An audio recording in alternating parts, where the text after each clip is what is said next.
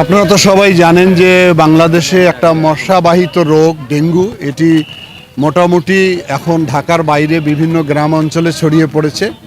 আমাদের মাননীয় প্রধানমন্ত্রী একটা নির্দেশনা দিয়েছে যাতে মানুষ পরিষ্কার পরিচ্ছন্নতার উপর গুরুত্ব দেওয়া হয়, যাতে কোথাও নোংরা আবর্জনা জমে না থাকে, পানি যাতে জমে না থাকে।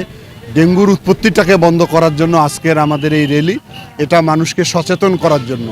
এই সচেতনার উদ্দেশ্যে আমরা জেলার পক্ষ থেকে আজকে এই র্যালি করলাম এবং এটা ধারাবাহিকভাবে এই কার্যক্রম আমরা অব্যাহত রাখব, যাতে করে মানুষ তার নিজের বাড়িতে, দোকানপাটে, রাস্তাঘাটে কোথাও কোনো পানি জমিয়ে না রাখে এবং কোথাও কোনো ময়লা না রাখে। এটাই হলো আজকের কর্মসূচির মূল উদ্দেশ্য।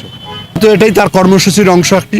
আজকে র্যালি করছি, লোকজন জানতে পারছে যে ডেঙ্গু ভয়ানক মশাবাহিত রোগ, তারা যত সচেতন হয়। আর ওই মেসেজটা তো আমরা দিচ্ছি যে সবাই নিজে পরিষ্কার থাকবেন, বসতবাড়ি পরিষ্কার রাখবেন, দোকানপাট, হাট বাজার সব পরিষ্কার পরিচ্ছন্ন।